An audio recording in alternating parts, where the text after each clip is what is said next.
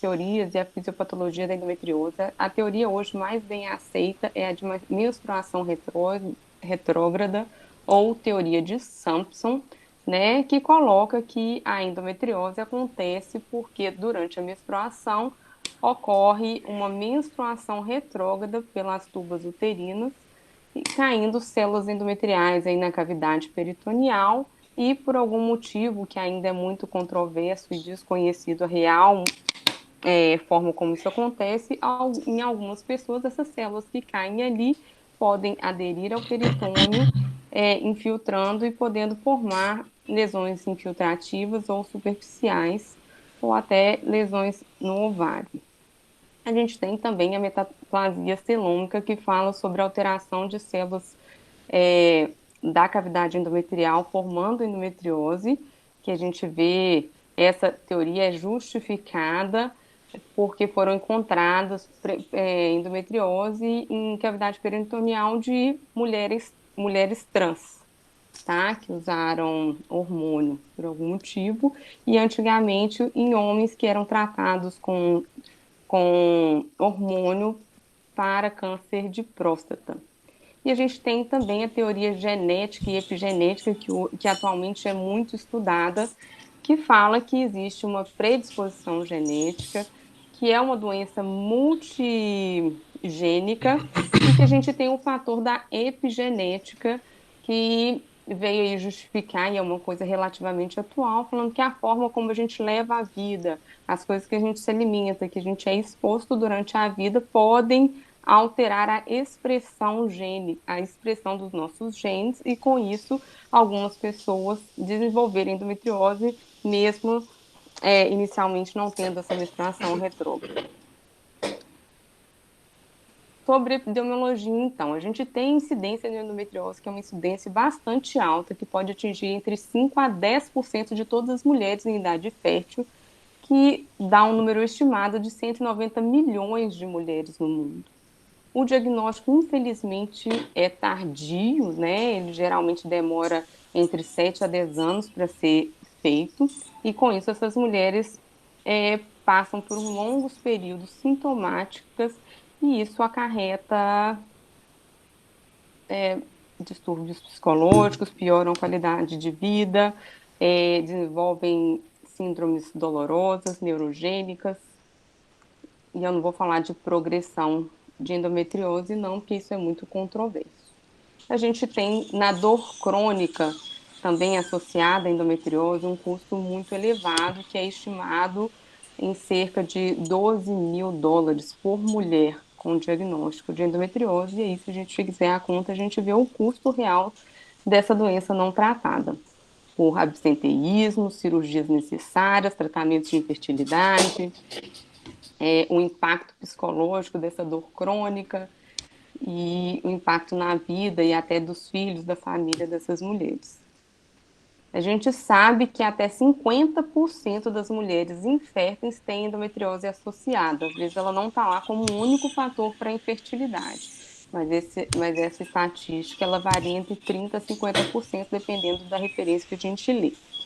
E, infelizmente, a gente vê uma recidiva altíssima pós-cirúrgica, podendo chegar até 40% de recidiva. Então, a gente percebe que essas mulheres, quando são operadas muito novas, a chance dela de ser reoperada ao longo da vida é muito grande. E eu não vou entrar aqui no mérito se as cirurgias são bem feitas ou não, se foi feita num centro de especialidade ou não, porque não é esse o objetivo da nossa aula, tá?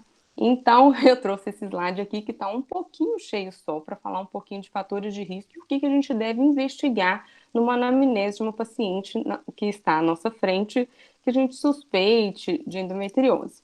A gente sabe que existe um fator familiar importante, que as mulheres que têm na história de familiares de primeiro grau com endometriose, elas têm até 30% mais chance de apresentar endometriose, e dependendo da literatura, até 50% em relação com as mulheres que não têm nenhum familiar próximo com a doença, tá? O que a gente deve investigar naquela paciente, então, que está na nossa frente? História familiar. Geralmente a gente vê histórias de mulheres, é difícil a gente ter essa estatística, que às vezes não é recordado, a gente precisa da mãe presente, mas é aquele neném que teve pequeno sangramento após o parto, ali, de privação de hormônio que recebia da mãe, isso tem uma associação com endometriose no futuro. Crianças de baixo peso ou pequenas para a idade gestacional, tá?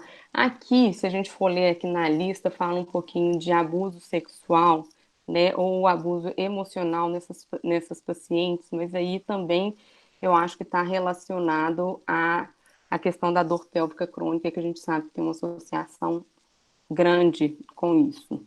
Na paciente adolescente, o que a gente deve investigar? Aquela dismenorreia primária intensa, tá? Que geram efeitos negativos na vida dessas pacientes, mesmo em uso de analgésicos sem melhora da dor ou melhora insatisfatória da dor, já é uma paciente que você tem que se atentar para a possibilidade de uma endometriose e entrar com tratamento, principalmente visando o bloqueio desse ciclo de dor, tá? O fenótipo dessas pacientes, a gente vê um baixo índice de massa corporal, que é frequente a gente vê na literatura essa associação com endometriose. Pacientes inférteis, com dor crônica, a gente tem que descartar a endometriose nessas pacientes, e tem uma associação grande, como eu já falei. Sobre a característica da dor, geralmente se inicia com uma dor cíclica relacionada ao período menstrual, mas ao longo dos anos a gente vê que essa dor passa por uma dor crônica que agudiza às vezes no período menstrual, com o sangramento menstrual e a dessudalização ali desse tecido ectópico, né? Sintomas menstruais, sintomas gastrointestinais relacionados com a menstruação, diarreia menstrual, distensão abdominal intensa um pouco antes ou durante a menstruação, também está relacionado com endometriose.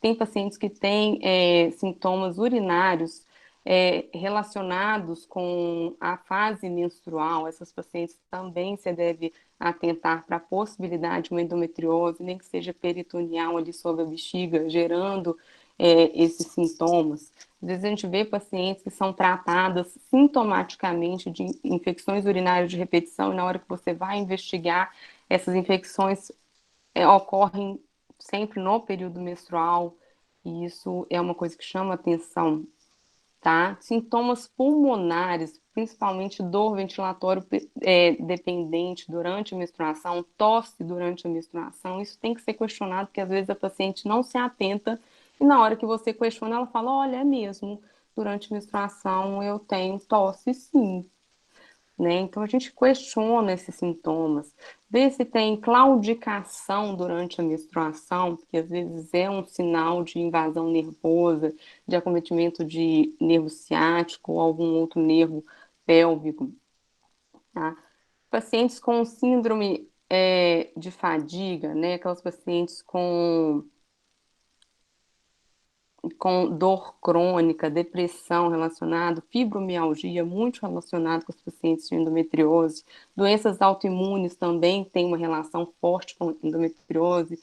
A gente tem até a teoria da imunidade, né, para a anidação dessas células da menstruação retrógrada no peritônio, tá?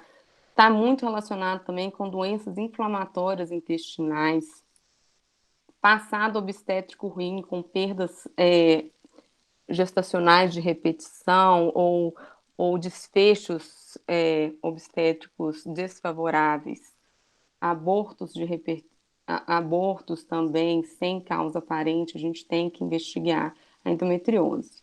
Fator de risco para endometriose também a gente tem as pacientes com menarca precoce por causa de exposição hormonal, tá? Geralmente com fluxo menstrual intenso, aquelas pacientes com ciclo menstrual menor, tá? Pacientes com anovulação crônica, que tem um estímulo estrogênico mais aumentado, sem a progesterona de contrapartida, tem um fator de risco aumentado também para endometriose. Na endometriose, a gente tem reconhecido três fenótipos. A gente tem a endometriose, vamos dizer assim, do ovário, que é o endometrioma, que pode acometer até 50% das pacientes com endometriose. A gente tem a endometriose infiltrativa, aquela que infiltra mais do que 5 milímetros ali da camada superficial.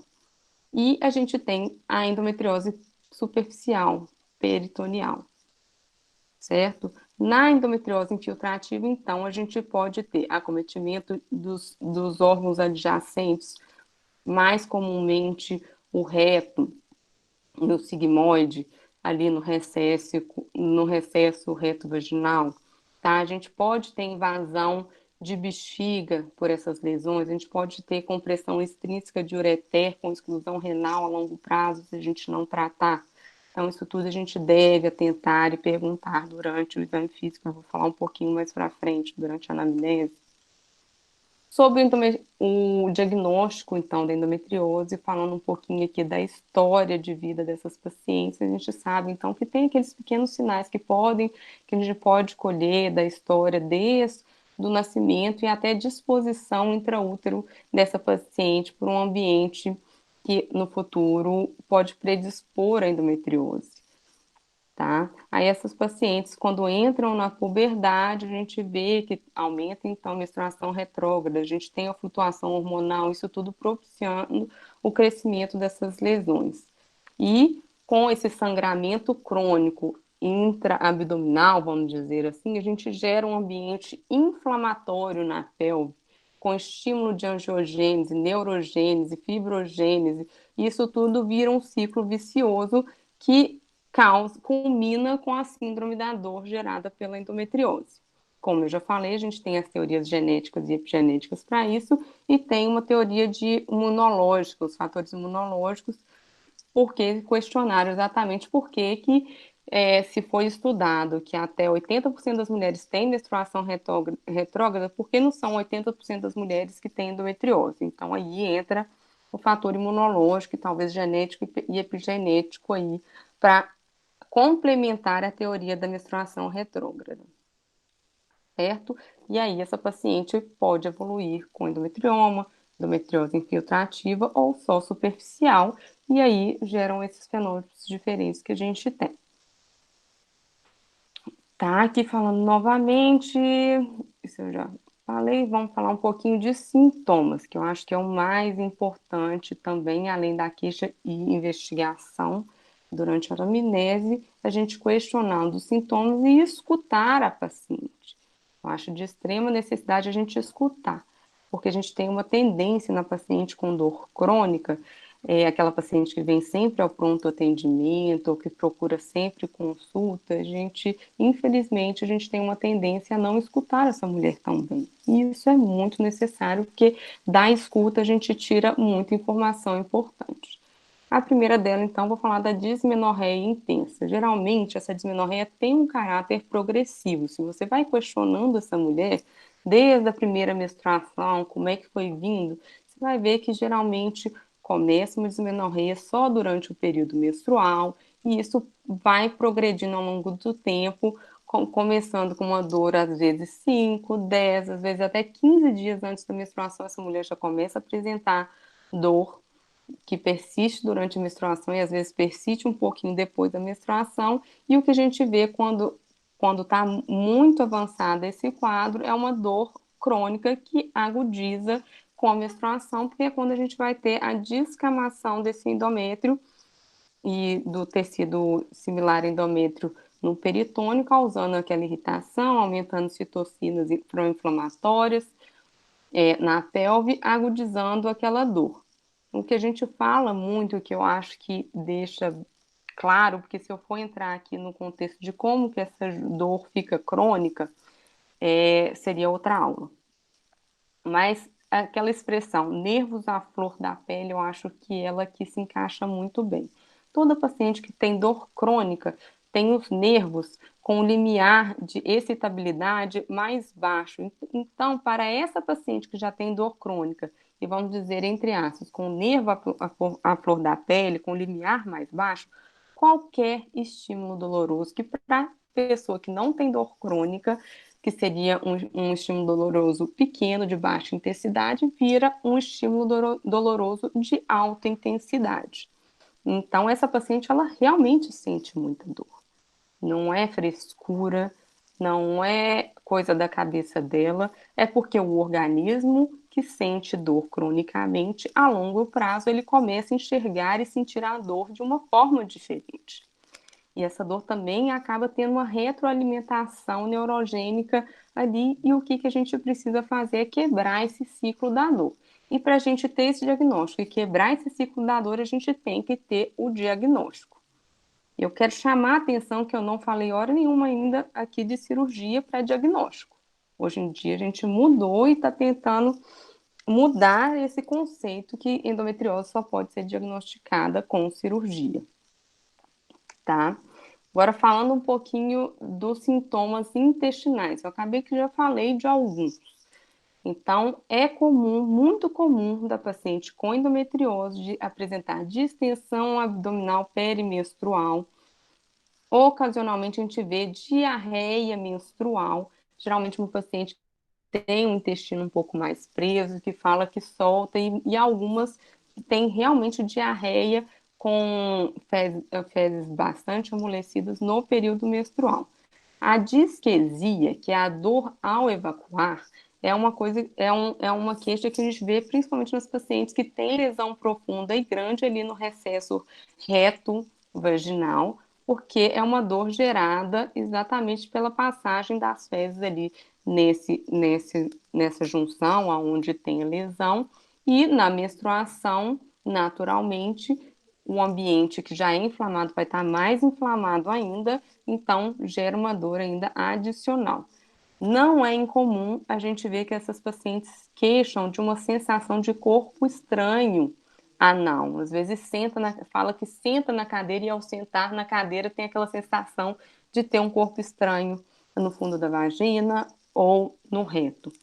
Tenesmo retal, o que que seria isso? Dá vontade de evacuar, vai no banheiro, não sai nada, às vezes sai só muco. E isso pode ser um indício de acometimento de intestino, e às vezes, quando não tem lesão infiltrativa no intestino, pode ser um indício de acometimento de nervo, porque a endometriose, as lesões de endometriose, têm um tropismo por nervo também na pelve, tá? A sensação de esvaziamento incompleto da ampola retal. O que que é isso? O paciente vai no banheiro, evacua, mas sempre fica com aquela sensação que tem mais alguma coisa para sair, que não saiu tudo, tá? É raro, mas às vezes a gente vê a queixa de sangue nas fezes. A gente vê com mais frequência a queixa de muco, tá? Mas pode acontecer sim sangue nas fezes na endometriose. Por que que é raro? Porque a endometriose geralmente ela é uma doença que infiltra de fora para dentro no intestino. Ela comete primeiro a serosa ou peritônio ali, pode infiltrar a serosa e a camada muscular, e raramente ela chega na mucosa, tá? Crises apendiculares, a gente vê muito frequentemente pacientes que foram diagnosticados, às vezes, por apendicectomia. Teve uma crise apendicular, foi no pronto atendimento, submetida a uma apendicectomia na peça endometriose. Ou o cirurgião entra na cavidade peritoneal e vê lesões ali. Tá? Isso é uma coisa que a gente tem que ficar atento. Os pacientes que já foram submetidos à apendicectomia, é sempre bom a gente perguntar como que foi essa crise, teve que usar antibiótico, ficou internada como que foi no período menstrual, não foi, porque vocês vão se surpreender com a quantidade de paciente que tem, sim, essa queixa apendicular na menstruação. Tá? Um pouquinho, então, dos sintomas urinários, que eu já falei também. Essas pacientes podem cursar com urgência miccional menstrual, tá? Que é aquela vontade também de ir ao banheiro todo tempo, não aguentar, ter um estímulo miccional, vamos dizer assim, se eu posso falar assim, exacerbado, principalmente durante a menstruação, pela irritação do peritônio ou ocasionalmente pela infiltração de alguma lesão de endometriose na bexiga. Tenesmo vesical também, toda hora aí querer ir no banheiro, fazer xixi, às vezes não sai muita coisa, geralmente também, inicialmente no período menstrual. Essas cistites de repetição sem urocultura para para diagnóstico confirmatório, é bom a gente investigar se são durante a menstruação, um pouquinho antes da menstruação, se tem relação com isso, porque é uma coisa para chamar a atenção, tá? Pra gente, na anamnese, a gente vai tentando colher o máximo de informação que a gente tem para depois passar para o exame físico. Idealmente, a gente já ir para o exame físico sabendo o que a gente vai achar, tá? É muito comum a síndrome da bexiga dolorosa ou cistite intersticial relacionada também ou associada à endometriose, tá? Hoje a gente sabe que muitas das pacientes com endometriose têm essa cistite. Pode ter um diagnóstico de cistite intersticial ou tem uma pequena inflamação ali do trígono, tá?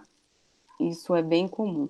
Cólica nefrética menstrual, isso é uma coisa para a gente chamar muito atenção, porque a endometriose, quando ela comete ureter, geralmente é uma lesão extrínseca que comprime ou por retração e fibrose, raro, muito raro, infiltração de ureter, e essa perda de função renal, ela é muito morosa, então nem sempre vão ter sintomas exuberantes. Então, a gente tem que investigar, pergunta se tem dor lombar na menstruação, como que é o padrão dessa dor, tá? Se a gente tem dúvida, às vezes é interessante pedir para o paciente, a gente examine e pede para ela voltar no período menstrual, para a gente fazer um Jordano no período menstrual e ver como está acontecendo. Ou a gente abrir mão de exames complementares para ver, porque não é raro a gente ver exclusão renal ou perda de 50, 30, 50% de capacidade renal por compressão extrínseca de ureter, tá?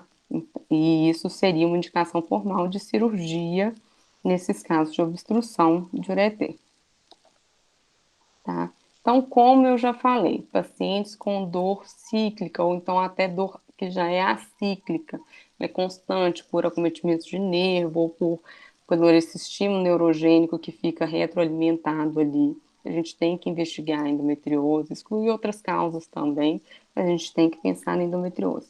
Claudicação menstrual, dor, ciatalgia com piora na menstruação, é bem comum também. Dor ventilatória independente menstrual, como eu já falei. Tosse no período menstrual, tá? Também é comum. Então, vamos um pouquinho para o exame físico. Como todo exame físico, a gente começa pela ectoscopia. Mesmo quando a gente pede para o paciente lá trocar de roupa, a gente já olha. Na verdade, eu já olho quando a paciente, eu chamo ela na sala de espera, ela já vem, eu já estou fazendo um pedaço do meu exame físico. Eu já vejo como essa paciente, a marcha dessa paciente, se ela tem algum, se ela manca, tem alguma claudicação, se tem faces de dor, se está numa posição antálgica, se tem alguma defesa, isso tudo tem algum vício de postura, porque também pode ser outra causa de dor, né, miofacial, tá? Sobre a dor miofacial, que também às vezes a gente vê associado, mas a gente tem que excluir nas dores pélvicas crônicas, abdominal crônica, aí já seria na palpação abdominal. A gente palpar o abdômen, palpar o dorso, a lombar, o músculo, os processos tuberosos das vértebras, ver se causam dor, ver se a gente acha aqueles nódulos, aqueles trigger points, que pode ser de contração espástica da musculatura, pode ser até em defesa de dor crônica, né? Porque quando a gente tem dor crônica, o que a gente faz? A gente faz um espasmo da musculatura na região da dor como uma forma de defesa, e isso cronicamente gera problemas, tá? Presença de cicatriz abdominal com cirurgias prévias, ou a gente também tem episiotomia, tá? O paciente relata algum nódulo, alguma dor nessas cicatrizes prévias. Às vezes a gente vê, a paciente vem com essa demanda espontânea. Olha, eu tenho um carocinho ali na minha vulva que toda vez que eu menstruo, perto da menstruação, ele incha, dói, às vezes até drena. Eu tô com uma paciente que ela começou com uma lesão de umbigo, porque ela fez uma redução de estômago e ela começou no início do ano a menstruar pelo umbigo, tá? Chegou comigo, para mim, já com uma lesão de 3 centímetros no umbigo, com uma hérniazinha, e ela, obviamente, tinha endometriose, lesão infiltrativa, dor pélvica crônica, isso não diagnosticada, tá? E isso a gente tem que avaliar também no exame físico, porque motivo de dor em cicatriz não é só endometrioma de cicatriz, a gente pode ter também é, encarceramento de nervos ali que podem causar dor crônica, tá?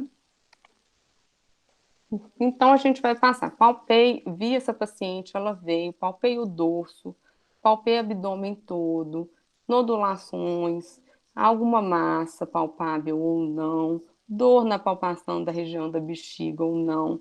É muito comum na palpação abdominal a gente perceber um cólon descendente espástico. Na hora que a gente palpa profundamente ali, você palpa, e é muito comum nas pacientes com endometriose, as pacientes com síndrome de intestino irritável, que está associado à endometriose também, isso está presente. Então, já é mais uma coisa que a gente tem para adicionar ao nosso raciocínio, tá? No toque vaginal, o que a gente tem que avaliar?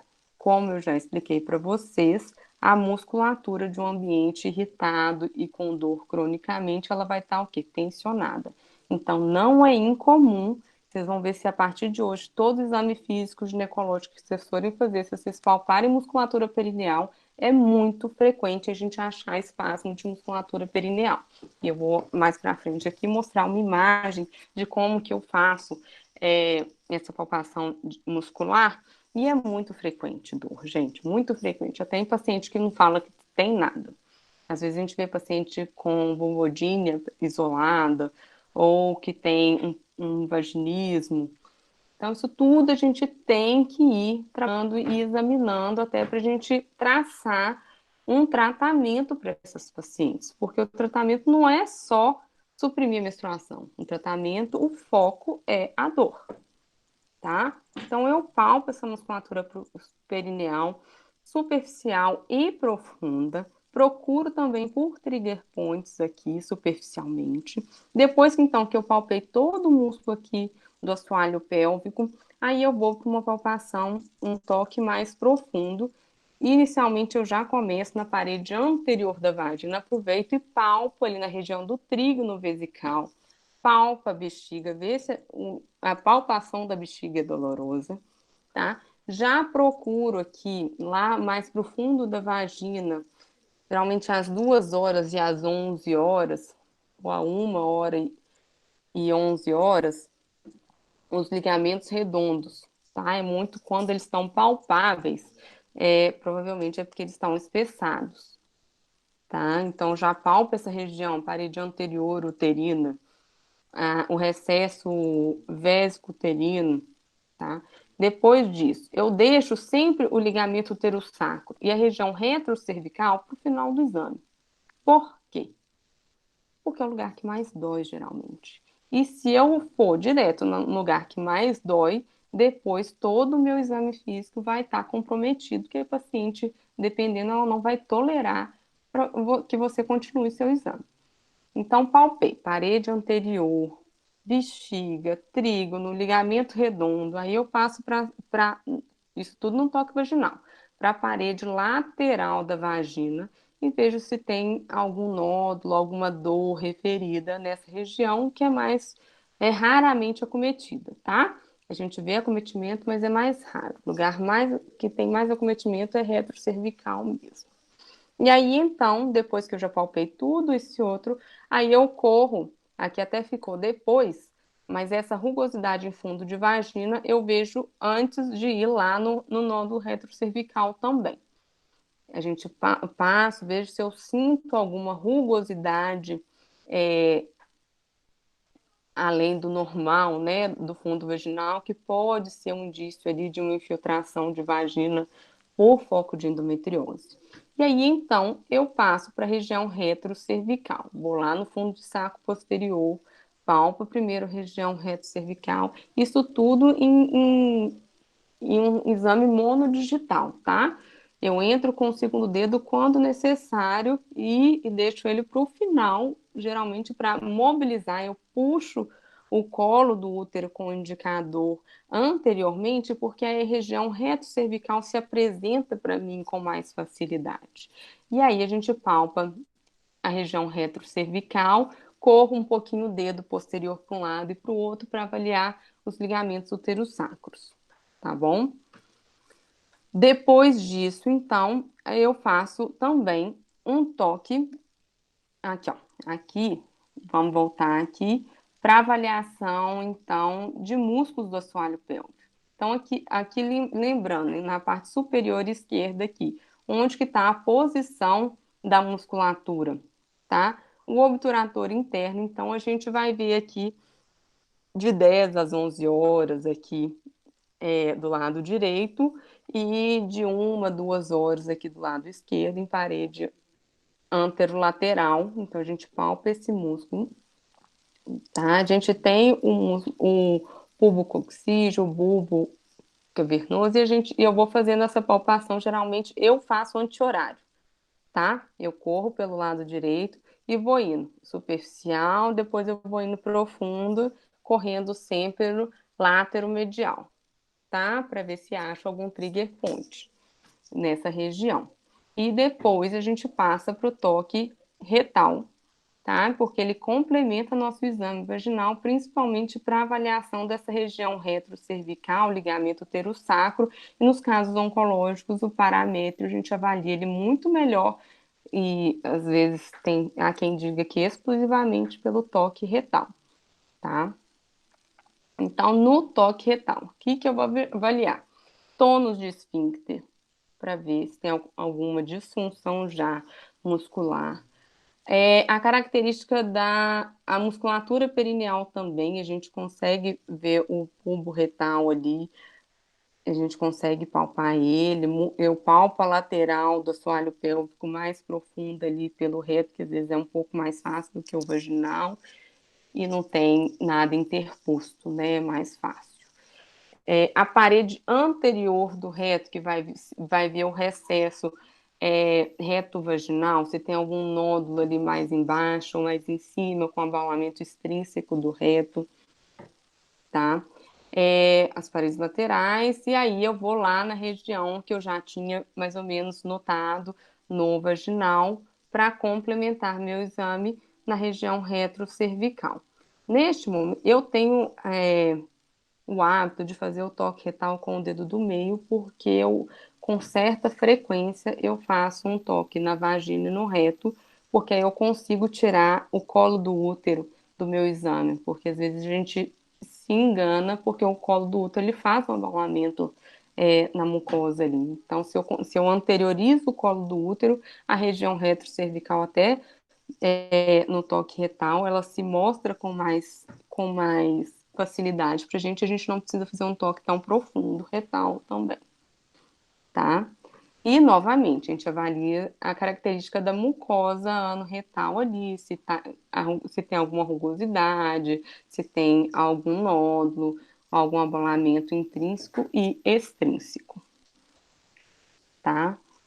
Outra parte que eu não coloquei aqui muito é a parte neurológica que a gente pode fazer também de avaliação dessas pacientes, porque como eu falei, a lesão de endometriose, ela comete com muita frequência nervo, tá?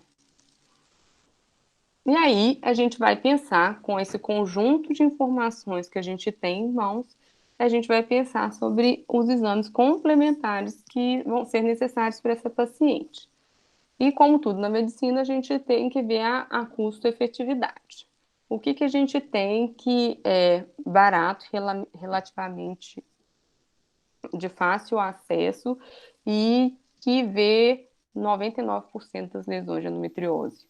Um ultrassom transvaginal com preparo intestinal, principalmente as lesões de endometriose, tá? Claro que esse ultrassom deve ser realizado por um especialista, por alguém que já tenha conhecimento, porque ele tem que saber o que está procurando. E é muito importante que a gente descreva o nosso exame físico e o que que a gente está questionando, direcionar também o exame ultrassonográfico dela, tá? A gente sabe que a ressonância também magnética é excelente, também, idealmente, deva ser laudada por um especialista em endometriose, um radiologista especialista. Existem os protocolos próprios para o paciente com endometriose, e quanto mais dado de exame físico e clínico da paciente a gente der para o radiologista, melhor. A ressonância também é feita com preparo intestinal. Idealmente deve ser colocado um gel vaginal e soro retal para a gente conseguir individualizar essas estruturas e a gente ver melhor as lesões infiltrativas, tá? Agora existe um questionamento e é questão de escola se um é superior ao outro. Em se tratando da pelve, o que a gente vê que a ressonância hoje ainda é muito superior ao ultrassom é para avaliação de parâmetro, tá? Para avaliação intestinal, principalmente desse intestino de sigmoide de reto, o ultrassom transvaginal ele é superior, discretamente superior que a ressonância magnética para ver lesão infiltrativa. O que a gente tem no ultrassom, que a gente não tem na ressonância, é a avaliação dinâmica. Então, para avaliação de aderências, o ultrassom vai dar informação adicional, porque a gente consegue fazer ultrassom com algumas manobras, os sliding tests, para ver se as estruturas escorregam, para ver essa questão da aderência das estruturas, que é superior, que na ressonância a gente não tem essa possibilidade, tá? Agora, abdômen superior, aí a gente já entra num questionamento maior aí de superioridade de um para o outro. Então, aquela paciente que cursa com algum sintoma pulmonar, né, de diafragma, principalmente, relacionado à menstruação, ela deve sim ter o abdômen superior e tórax examinado, né, ou uma TC, ou uma ressonância, para a gente avaliar a extensão dessas lesões dessa paciente. Aquela paciente que tem cólica nefrética menstrual, ou que no exame físico você fez um Jordano, tem um Jordano positivo, ou que você examinou tem um nódulo maior do que 2 centímetros retrocervical, isso são marcadores de doença de paramétrio. E quando a gente vai ali para o paramétrio, que é onde passa o ureter, a gente tem o risco dele estar comprimido entre essas lesões. Então, a gente deve avaliar também o ureter, colocar isso bem descrito e, se a gente julgar necessário, fazer uma cintilografia renal, ou uma,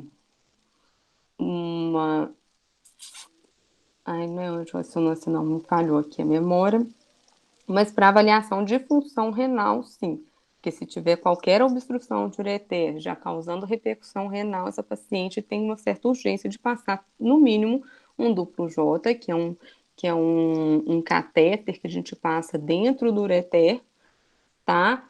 Para garantir que ele fique pérvio e não perca a função renal. Falar um pouquinho de colonoscopia. A colonoscopia é para diagnóstico da endometriose? Não, porque como eu falei para vocês, a endometriose geralmente infiltra o quê? De fora para dentro. E a colonoscopia ainda tem uma coisa que é característica dela, que a gente faz insuflando ar. Então, uma lesão que está abalando extrinsecamente a mucosa, às vezes, quando a gente aumenta a pressão intraluminal ali do reto, essa lesão pode ser disfarçada, né? Sumir, porque aumentou a pressão, ela vai ser estufada, entre aspas, para fora e pode ser não visível. Mas a gente pede por quê?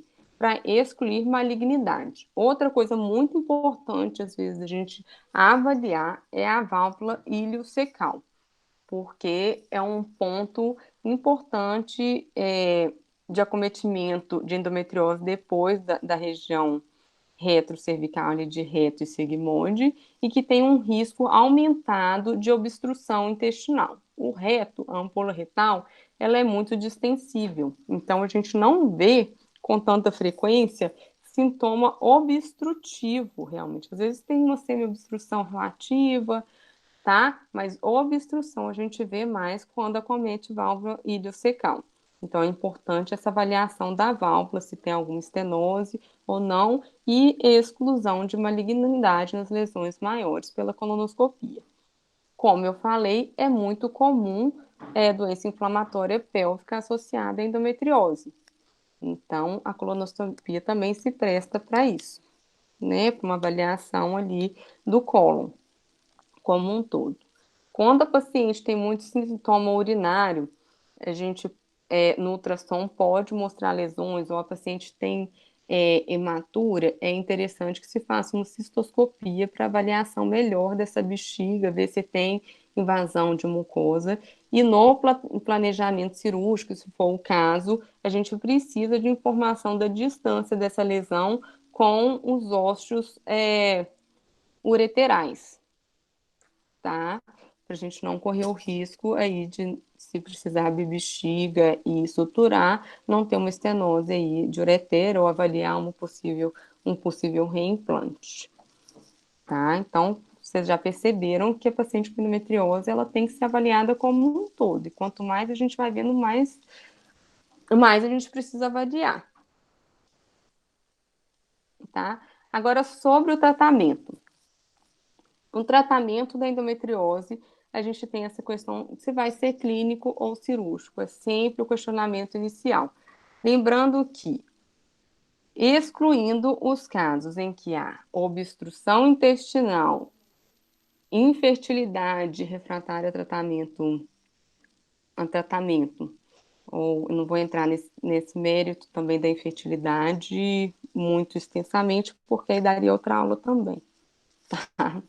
Mas obstrução ureteral, obstrução intestinal, aí são indicações cirúrgicas absolutas. E dor refratária a tratamento clínico. Então, eu tirei aqui do manual lá da Febrasgo, de endometriose, tá? O que está lá, o mais atual que tem, que eu achei, assim, bem sucinto e bem real, assim, o que a gente.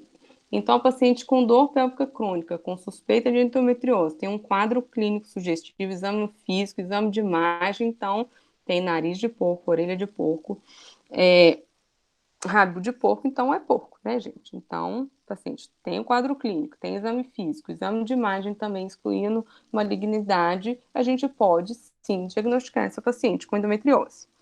E aí a gente vai a depender se a paciente não tem um endometrioma muito extenso, com compressão de estruturas adjacentes, não tem lesão de ureter com estenose de ureter, ou ali em ilho terminal, próximo à válvula ilho-cecal, o apêndice está ok sem indicação cirúrgica, né?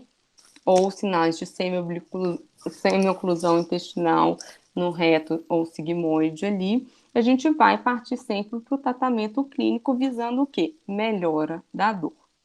Então, vou falar de novo devagar. Qual que é o nosso objetivo no tratamento clínico da endometriose?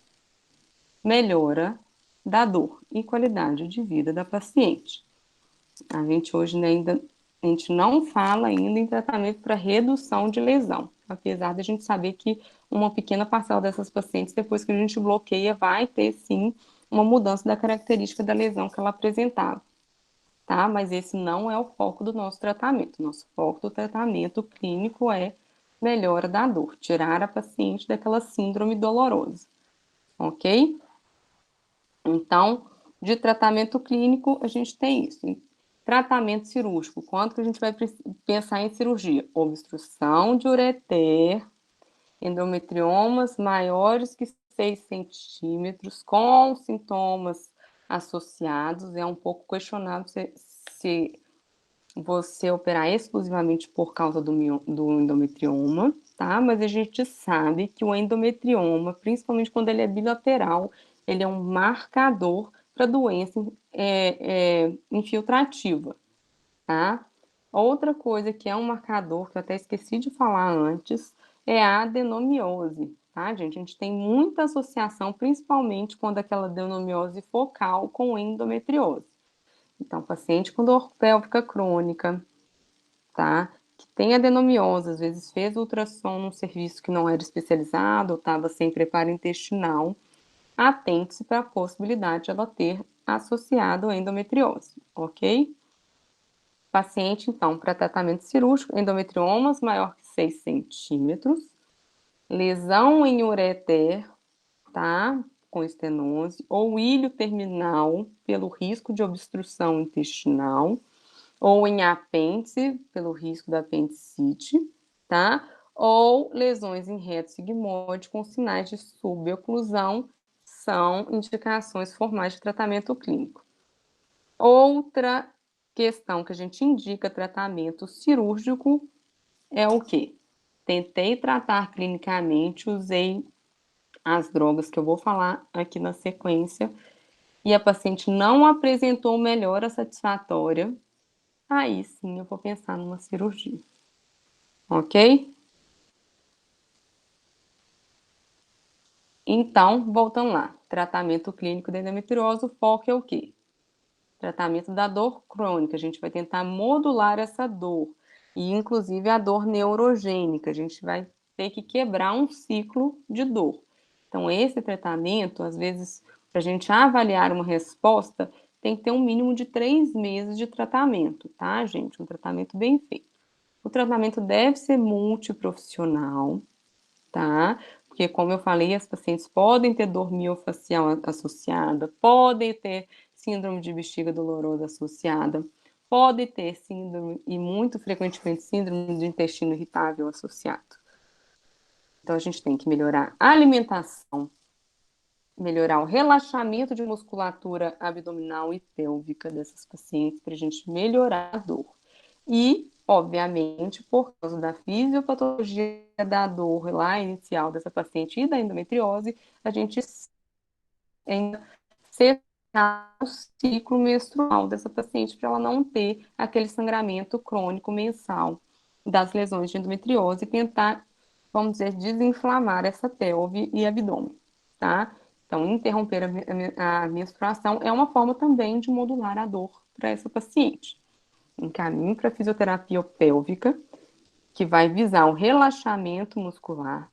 Existe também a possibilidade de a gente fazer acupuntura, que tem alguns trabalhos favoráveis e que tem diferença com o tratamento de acupuntura, tá?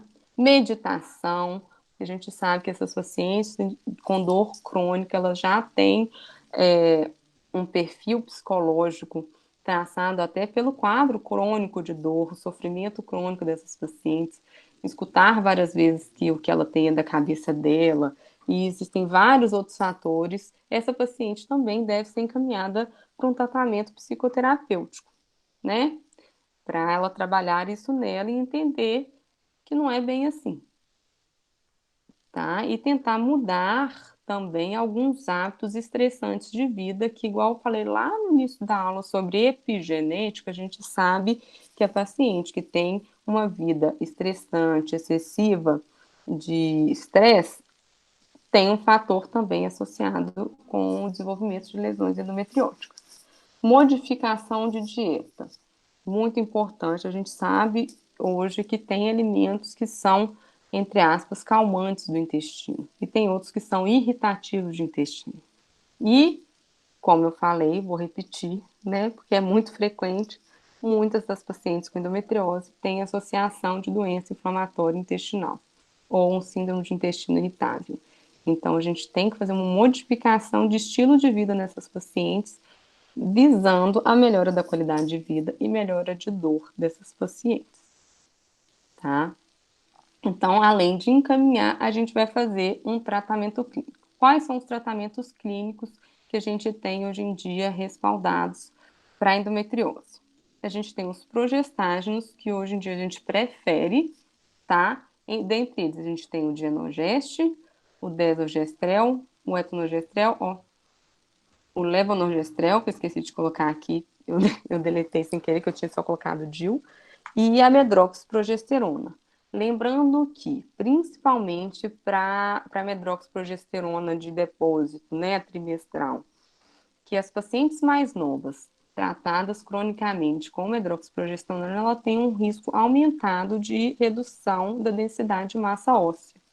Então, a gente tem que pesar e medir a melhor droga para paciente de acordo com a idade da paciente, o perfil de tolerância, tá? Usar contraceptivo combinado, tá errado? Não. A gente tem estudos mostrando não inferioridade do tratamento de dor dessas pacientes com combinados. tá? Os outros são discretamente melhores. Então, a gente pode sim usar os combinados, tanto os orais como os injetáveis, quanto anel, adesivo, tá? Todos eles vão ter ação sim no tratamento da dor da endometriose. E isso vai variando da tolerância. Eu, na minha prática clínica, eu sempre tento, num primeiro momento, bloquear com progestágeno, tá? Se essa paciente às vezes não tolera, eu tento segurar o progestágeno pelo menos 3, 6 meses e depois eu tento voltar para um combinado, dependendo da queixa da paciente e tolerância dela. Que realmente os progestágenos a longo prazo, eles podem causar muito sintoma e as pacientes podem não tolerar, tá? Entre usar contínuo ou cíclico, isso é uma questão, assim, questionada na literatura, tá? A gente acha a literatura que fala que usar cíclico ou contínuo não tem diferença, e a gente acha literaturas boas falando que o contínuo é superior, tá? Mas isso é questionável. A gente pode abrir mão, sim, dos agonistas de GNRH nas lesões muito grandes, ou pacientes que precisam esperar a cirurgia por algum motivo, ou aquelas pacientes que vão ser submetidas à FIV, e assim, os infertilizantes sabem explicar até melhor que eu, que tem em alguns, em alguns tratamentos de infertilidade, eles até lançam mão disso, principalmente com as pacientes com adenomiose associada, tá? Visando sempre o tratamento de dor. E hoje a gente tem também a gestrinona, que também é eficaz no tratamento de endometriose, tá? Claro que a gente não tem ainda hoje um remédio que é bom para todo mundo, né? Ainda bem que a gente tem algumas opções, mas infelizmente a endometriose é uma doença que tem fenótipos variados. A gente não tem a mesma resposta em todos os pacientes. A gente tem um perfil de paciente que tem lesão infiltrativa muito nova e tem aquelas pacientes que têm lesão superficial desde nova e que nunca vão progredir com uma lesão infiltrativa, e isso é motivo de estudo ainda hoje em dia. A gente não sabe explicar por que que alguns pacientes evoluem para uma doença infiltrativa e outros pacientes ficam só na peritoneal, por exemplo, tá?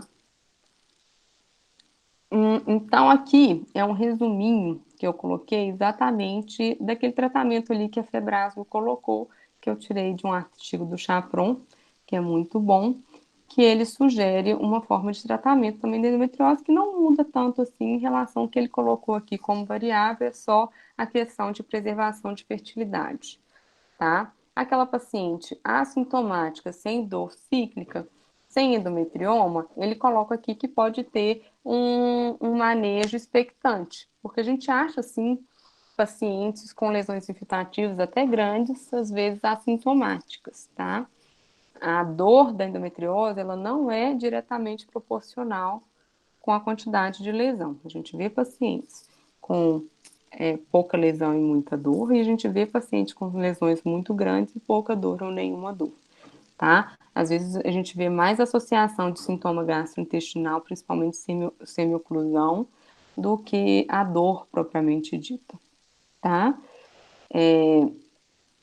Então, aqui ele coloca paciente sem dor e com endometrioma, ela deseja preservação de fertilidade? Se sim, ele sugere o tratamento medicamentoso, mesmo ela sendo assintomática em relação à endometriose, e fazer um follow-up aí, inicialmente daqui a 4 meses, para ver as lesões, principalmente em se tratando de endometrioma, que a gente tem que excluir malignidade, né? E nem sempre é possível num primeiro exame. A gente repetindo esse exame de imagem 3 a 4 meses, às vezes a gente tem uma resposta melhor em relação a isso. Um cisto que ficou inalterado dentro de 3 a 4 meses, ou até que antes existia e deixou de existir, ou seja, podia ser um cisto hemorrágico que absorveu, né? É interessante repetir esse exame, sim. Agora, indo para aquelas pacientes que seriam um foco maior para tratamento, que é aquela paciente com dor pélvica crônica. Ela deseja preservação de fertilidade? É a primeira coisa que você tem que perguntar para você pensar até qual medicamento que você vai entrar na primeira linha. Eles sugerem, nesse artigo, que eu achei interessante, sempre a primeira linha iniciar com um combinado, com um contraceptivo combinado, E se falha desse, passar por progestagem. Se falha, ele tem até a opção do danazol, tá? E de segunda linha, a gente tem os agonistas de NRH, tá? Ele sugere tratamentos de longo período, tá? E se sucesso, follow-up. Falha, tentei um tratamento, o paciente não respondeu, continuou com muita dor. Essa paciente, a gente sempre deve questionar se quer preservação de fertilidade ou não, se tem endometrioma ou não, porque se a gente vai partir para a cirurgia, a gente sempre tem que pensar no dano que a gente vai fazer também, porque tudo na vida tem benefícios e malefícios. Então, para a paciente que quer preservação de fertilidade, que eu vou precisar mexer no ovário dela, então a gente tem que pensar e discutir junto com o infertileuta se às vezes não seria melhor tentar congelar óvulo antes dessa cirurgia ou orientar muito bem essa paciente da possibilidade de redução de reserva ovariana pós-cirúrgica dessas pacientes, que a gente sabe hoje que isso está bem estabelecido que acontece, tá? Então, paciente que você tentou terapia clínica sem melhora, tem indicação cirúrgica, então, visando melhora da dor. E dentro do contexto cirúrgico, a gente sempre tem que questionar a questão da fertilidade, lembrando que esses pacientes são jovens, em sua maioria, né? E o foco da cirurgia é o quê? Tirar todas as lesões de endometriose.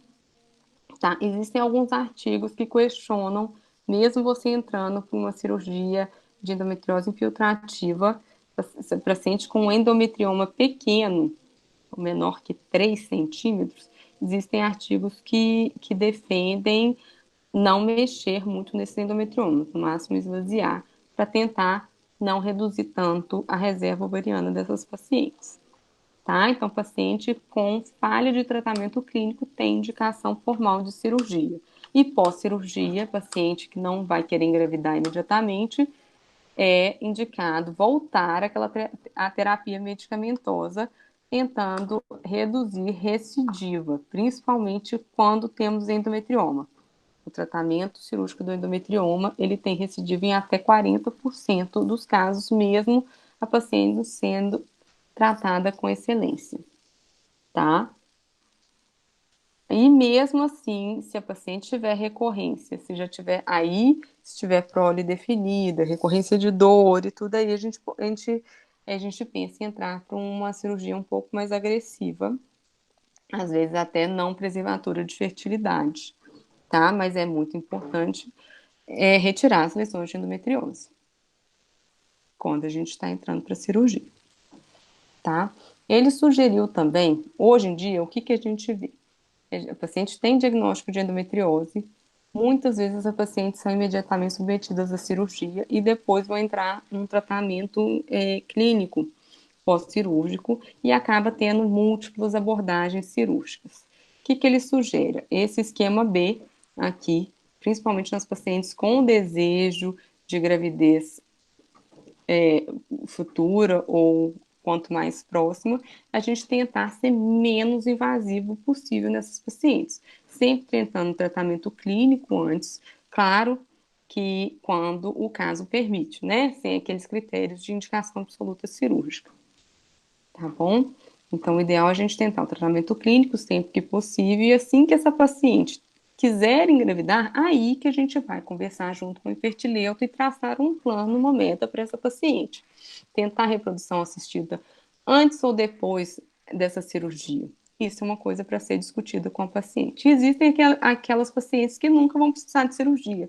A gente vai conseguir controlar ela cirurgicamente, clinicamente e ela vai ficar bem e não vai precisar de cirurgia, tá? Quanto mais a gente conseguir postergar ao longo da vida a cirurgia para essas pacientes, melhor e menor a chance dela ser submetida a cirurgias de repetição. Então, eu coloquei uma frase de efeito aqui no final, que eu acho que é uma frase que se encaixa em quase tudo que a gente vai fazer na vida. Se você conhece a si mesmo e o seu inimigo, você não tem que temer o resultado de 100 batalhas. Agora, se você conhece a si mesmo e não conhece seu inimigo, eventualmente você vai ter vitórias e algumas vezes você vai sofrer derrotas na sua empreitada.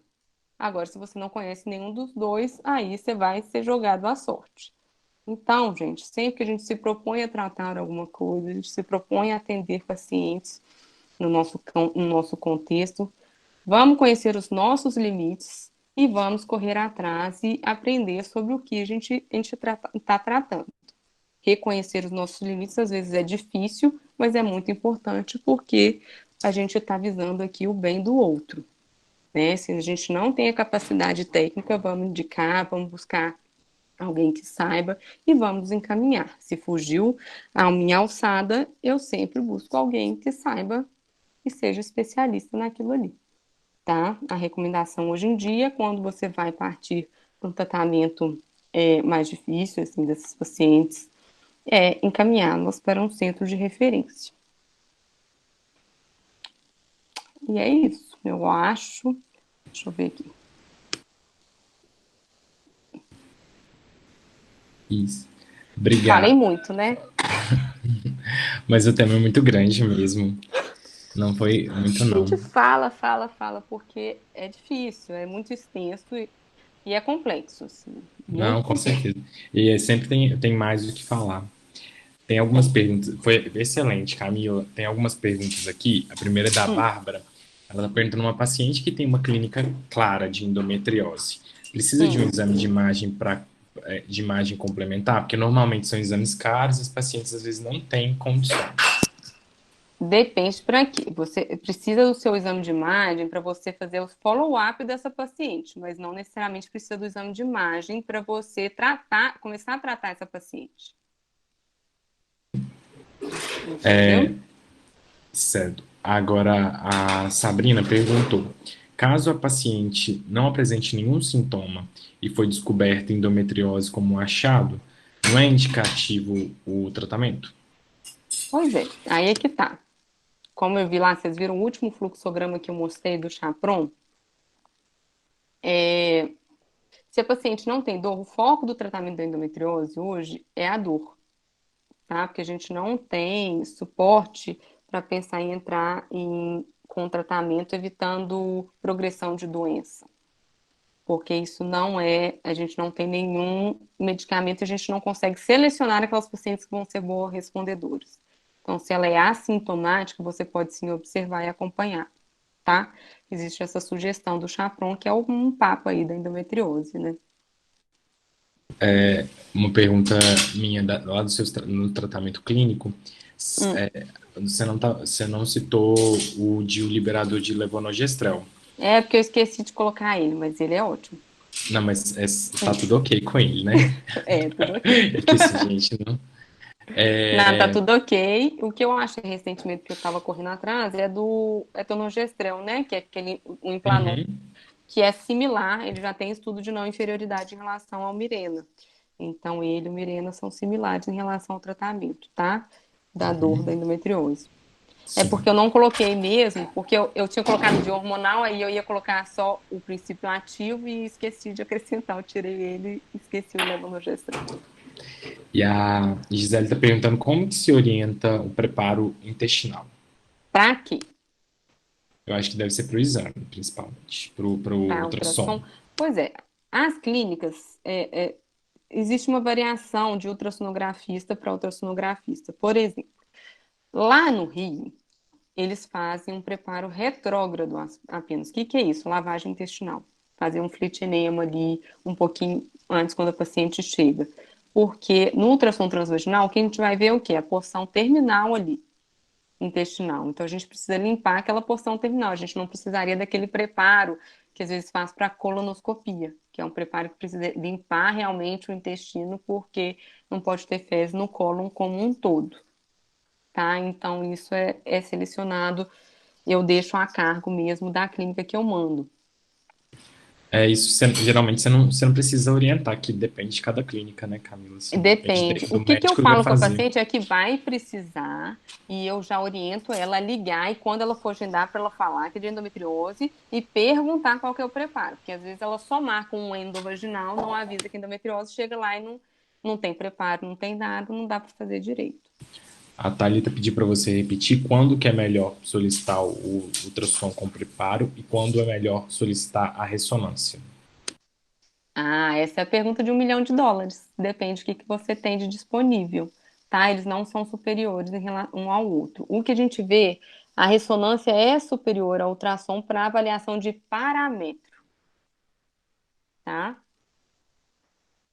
É isso que a gente tem, porque aí depende da experiência dos profissionais que você tem em mãos na cidade, né? Por exemplo, lá no Rio, eles têm uma pessoa que é papa em endometriose e ressonância, então eles tendem a pedir ressonância. Aqui a gente tem pessoas ótimas de ultrassom. Então, eu lanço mão da ressonância, às vezes, quando eu quero para cirurgia, às vezes eu prefiro, porque eu olho a ressonância e eu vejo a lesão. Mas isso é gosto pessoal. Não existe superioridade nos estudos que foram feitos, tá? E aí a Camila está perguntando, uma paciente assintomática com endometrioma maior que 6 centímetros, provavelmente, e com desejo reprodutivo futuro, Uhum. você encaminha direto para a cirurgia? Pois é, isso é a discussão eterna dos congressos hoje em dia, tá? A gente sabe que pacientes com endometriomas grandes, para punção, para reprodução assistida, você tem um risco aumentado de infecções, né, desse endometrioma, de abscessos após punção, tá? Mas é muito raro a gente ver apenas um endometrioma isolado desse tamanho. Por isso que é difícil a gente falar isso, tá? Mas não estaria errado você mandar ela para reprodução assistida também, não. Bom, aqui é a Camila está Camila perguntando, Luísa. primeiro é Camila. Entendi. Desculpa, Não, Luísa. a da Camila, a da Luísa, Camila foi do Camila, endometrioma. você pode falar um pouco sobre indicativos de endometriose infiltrativa? Será que é o exame físico? Não É isso que entendi. eu quero saber, porque todos aqueles sintomas, lógico que a gente pode ter os sintomas de dor pélvica crônica, aqueles sintomas de disestesia, geralmente já são indicativos. Eu tô querendo entender no exame físico, Responde aí que a gente. A Natália está perguntando como que você faz o segmento por imagem, pós-operatório. Follow-up. pós-operatório, o paciente operou, gente, eu faço anual. A não ser que ela precise por causa da cirurgia, alguma coisa de complemento de alguma complicação pós-operatória, né? Eu faço anual mesmo. E qual que é o risco de E, abdômen? Ah, pode hum, falar, desculpa. e lógico que a gente vai se imaginando com a clínica da paciente. Se o paciente vai tendo clínica antes disso, aí você acaba pedindo um exame de imagem complementar, tá? Qual o risco de abdômen agudo por obstrução intestinal quando há acometimento intestinal? Como eu falei, principalmente quando tem acometimento de válvula ilho-secal, tá? Ilho terminal, válvula ilho-secal. Obstrução intestinal na porção terminal ali do reto é muito rara, tem que ter uma lesão muito grande. Para isso ter, geralmente elas têm semi-obstrução, elas não têm obstrução. É raro no reto da obstrução. A Luísa tentou complementar aqui a pergunta dela, como, por exemplo, a adenomiose que a Camila citou. Um Hum. endometrioma maior que 6 centímetros, queria saber se ele tem achados que sugerem além do exame físico. Pode abrir seu áudio e perguntar, Seu que eu acho que vai áudio, ser mais fácil. Camila, hum. é porque aquilo que você tinha falado, que se a gente encontrasse a adenomiose, tinha mais Chance. chances, né? Existe a E, chance, né? Ele é, pode ser um marcador, a gente tem que atentar porque às vezes as coisas andam juntas. A gente vê que existe uma associação com a adenomiose, até porque os fatores de risco são muito similares, uhum, tá? Com a endometriose. O endometrioma grande, principalmente quando ele é bilateral, ele é um marcador apenas. Então, se você viu um endometrioma grande, fique atento que talvez essa paciente possa ter uma endometriose filtrativa. uhum. E aí, no No- exame físico, vai te responder. Ah, pode terminar de perguntar a sua pergunta. Não, eu ia te perguntar se tem algum outro marcador, algum outro achado que também sugeriria isso além do exame físico, entendeu? Uai, o exame de imagem, teoricamente, dá para ver a lesão infiltrativa, Uhum, entendi. entendeu? Uhum. Porque dá para ver o útero sacro espessado, dá para ver nódulo retrocervical, dá para ver lesão intestinal. A clínica da paciente também, essas pacientes que têm tenesmo, tanto vesical como retal, dor crônica pélvica, disquesia, que é a dor para evacuar, isso tudo são indicativos de lesão infiltrativa, né? Dispareunia profunda, que é uma coisa que eu acabei de lembrar que eu esqueci de colocar, tá? Dispareunia de profundidade, geralmente ela pode variar dependendo da posição. A gente vê que a posição de quatro ou a paciente em cima são posições que geram mais dor porque expõem mais o útero sacro, né? Ou ajudam a ter uma penetração mais profunda, estirando o ligamento útero sacro, que é o mais comumente acometido. Camila, Oi, posso fazer oi. um comentário? Claro! Primeiro, parabéns, aula excelente.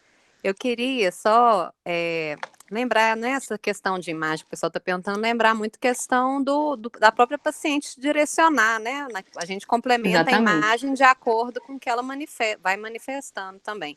E eu queria que você pincelasse a questão de sequelas pós-operatórias, né? Que a gente tem que abordar isso com a É, paciente antes. E sim, também quando que a esterec também torna-se uma opção terapêutica. Se você puder pincelar essas duas coisas, acho que seria interessante, né?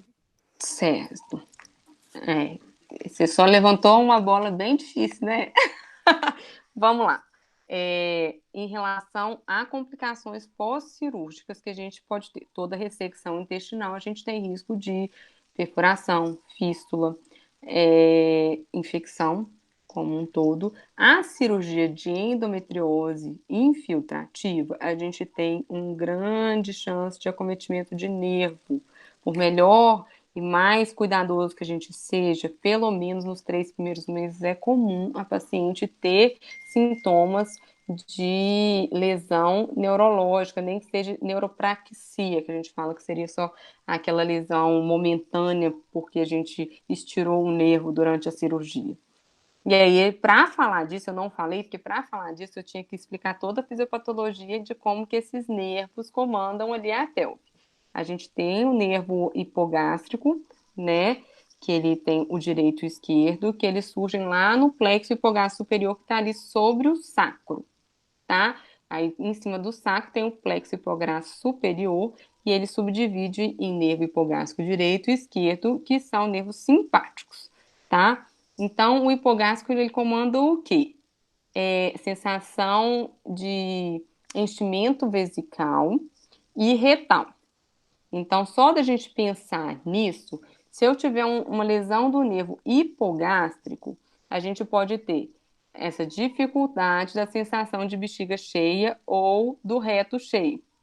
Então, a paciente pode ter dificuldade evacuatória, pode ter dificuldade, resíduo pós-miccional aumentado, ou um resíduo, uma retenção urinária, tá? Aí a gente tem os nervos esplâncnicos, que são os parasimpáticos. Isso eu tô sendo bem simplória, tá, gente? Os parasimpáticos, eles fazem o quê? Contração, né? Quando eu sempre lembro assim, eu gosto de lembrar, os simpáticos são o quê? São da fuga. Então, para eu fazer fuga, eu tenho que aumentar meu tônus dos esfíncteres, né? Para eu não sair fazendo xixi. Então, isso é uma coisa.